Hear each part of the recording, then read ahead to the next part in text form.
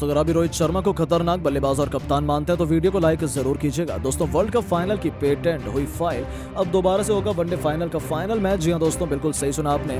One day world cup का final में विवादित तरीके से रोहित शर्मा के आउट होने के बाद अब वर्ल्ड कप के फाइनल की जांच की फाइल मंजूर हो चुकी है, जिसके बाद अब दोबारा से फाइनल मैच कराया जाने वाला है। तो आखिरकार क्या है पूरा मांजरा, ये तो आपको बताएंगे ही। साथ में वनडे वर्ल्ड कप के दौरान मैच कराने वाली जांच की फाइनल में क्या कुछ खुलासा हुआ, इस बारे में हम आपको बताने वाले हैं। लेकिन उससे पहले वीडियो को पूरा एंड तक जरूर देखिएगा। लेकिन उससे पहले आपको क्या लगता है, रोहित शर्मा और विराट कोहली में से कौन है खतरनाक खिलाड़ी, नीचे कमेंट करके जरूर बताएं। दोस्तों वनडे वर्ल्ड कप 2023 की शर्मनाक हार का दर्द अभी तक भारतीय समर्थक और 140 करोड़ देशवासियों को भूल नहीं पाए, क्योंकि भारत ने अपने सभी 10 से 10 मैच जिताए थे और फाइनल में एंट्री की थी। हालांकि भारत और ऑस्ट्रेलिया के बीच ऐसे खेल गए फाइनल मैच में भारतीय टीम को जीत नहीं मिली और भारतीय टीम चैंपियन बनने की से दूर हो गई, और इसी कारण ऑस्ट्रेलिया की टीम के खिलाफ भारतीय टीम 12 साल बाद वर्ल्ड कप अपने नाम करने के सपने को सपना बनकर ही रह गई। दोस्तों आपको बता दें, इस मैच में ऑस्ट्रेलिया की टीम ने टॉस जीतकर पहले गेंदबाजी करते हुए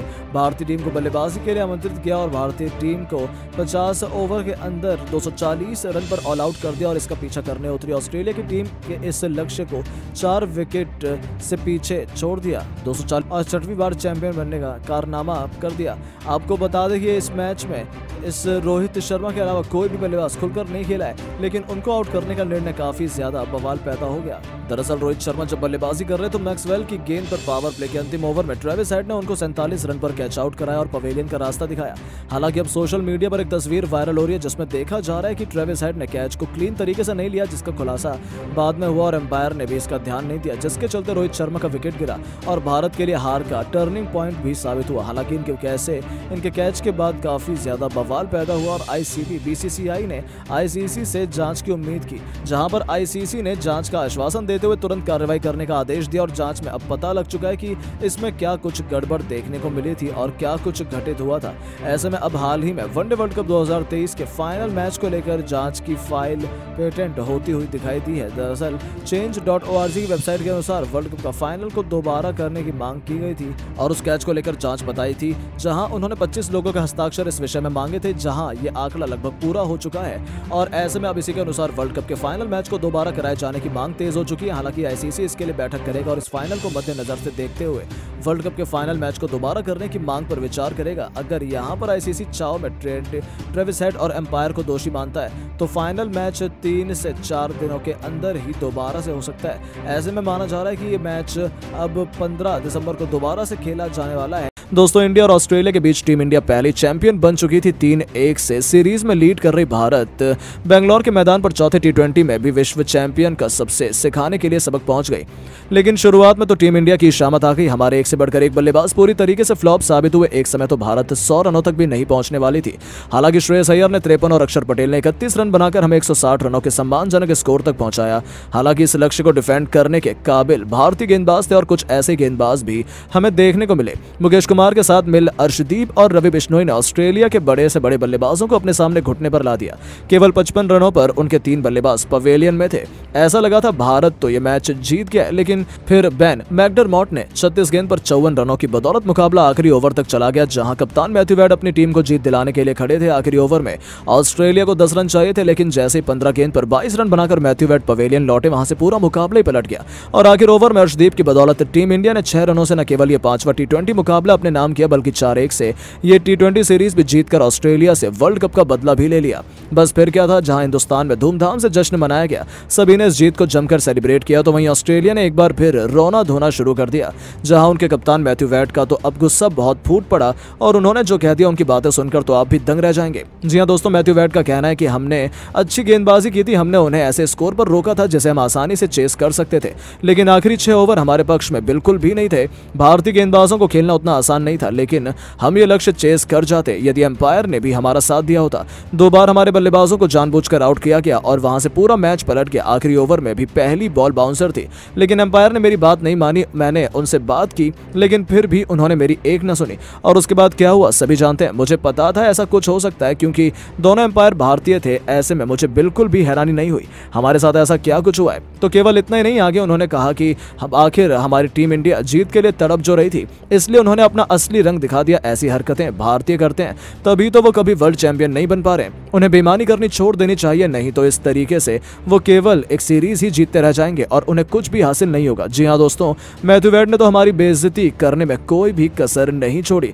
लेकिन अब आपको क्या लगता है कि भारत की जीत का सबसे बड़ा हीरो कौन है? नीचे कमेंट करके जरूर बताएं। जहां मैक्सवेल तो भरोसा ही नहीं कर पा रहे थे और अब उन्होंने हमारा मजाक उड़ाने में कोई कसर नहीं छोड़ी है। उन्होंने कहा है कि वेल प्लेड इंडिया, हमें आपसे यही उम्मीद थी कि आप T20 सीरीज आते ही उसे जीत लेंगे। रिंकू सूर्य, अर्शदीप, हर किसी ने बेहतरीन खेला, इसमें तो हमें कोई शक नहीं है कि भारत में टैलेंट की कोई भी कमी नहीं है। खैर कोई बात नहीं, फिलहाल तो हमें इसमें जीत या हार का कोई फर्क नहीं पड़ता है, क्योंकि आप भी जानते हैं ये हमारी बी टीम थी और हमने वर्ल्ड कप तो अपने नाम ही कर लिया है। ऐसे में हम क्यों फिक्र करेंगे कि T20 सीरीज कौन जीता है। ये हमारे लिए केवल एक प्रैक्टिस की तरह था जिसमें हमने अपने युवा खिलाड़ियों को आजमाया और हमें पता चल गया कि ऑस्ट्रेलिया और भारत में कितना डिफरेंस है।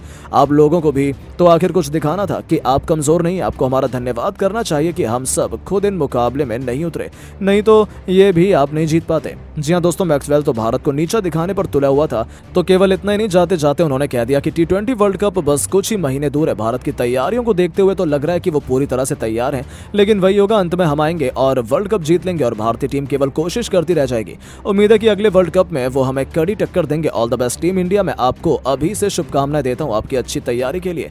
तो दोस्तों सच में मैक्सवेल ने तो सभी हदों को पार कर दिया, लेकिन अब आपको क्या लगता है कि टीम इंडिया के ऐसी तरीके से T20 वर्ल्ड कप में ऑस्ट्रेलिया से बदला ले पाएगी? नीचे कमेंट करके जरूर बताएं। तो वहीं ऑस्ट्रेलिया का तो गुस्सा फूट पड़ा है, जहां सबसे पहले तो ऑस्ट्रेलिया के सबसे महानतम कप्तान रिकी पॉन्टिंग ने तो हमारा मजाक उड़ाते हुए कहा है, बहुत बहुत बधाई टीम इंडिया। ये हम सबको पता है कि भारत में टैलेंट की खदान है और आज पूरी दुनिया ने ये दोबारा से देख भी लिया है। आप लोगों को ये जीत जमकर सेलिब्रेट करनी चाहिए। हालांकि हमें तो इससे कोई फर्क नहीं पड़ता है, क्योंकि वर्ल्ड कप तो हमारे ही पास है और इतिहास में लोग विश्व कप की ट्रॉफी याद रखेंगे, ना कि किसी छोटी मोटी T20 सीरीज। ऐसे में आप लोग इस जीत को सेलिब्रेट करना ना भूलिएगा, आपके लिए यह बेहद जरूरी था। तो केवल वही नहीं, उनके अलावा ऑस्ट्रेलिया के T20 वर्ल्ड कप विनिंग कप्तान एरॉन फिंच का कहना है कि भारतीय टीम ने लाजवाब प्रदर्शन किया, इसमें कोई शक नहीं है। इसलिए कहा जाता है कि टीम इंडिया से टक्कर लेना कभी भी आसान नहीं होता।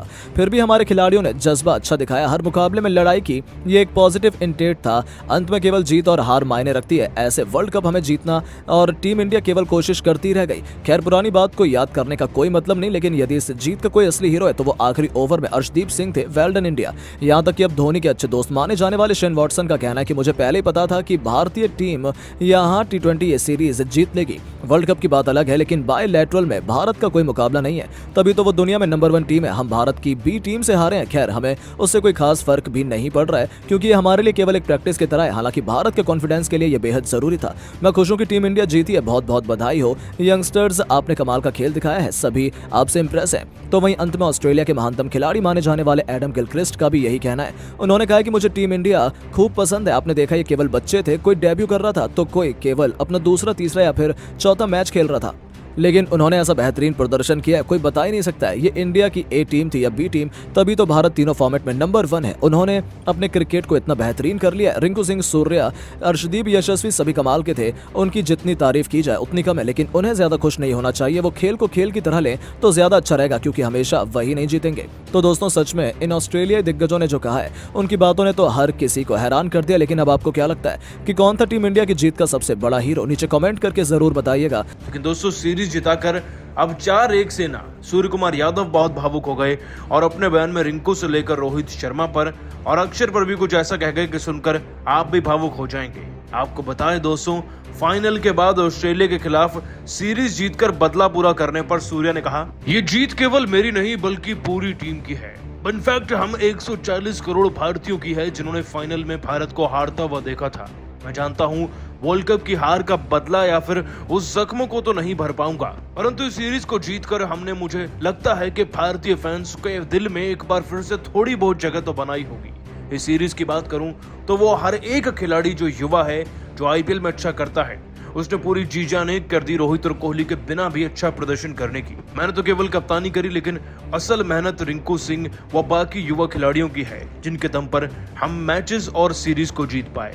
और आज के मैच में भी रवि बिश्नोई हो, रिंकू सिंह हो या फिर अक्षर पटेल, सबके एकजुट प्रदर्शन ने ही हमें विजयी बनाया है।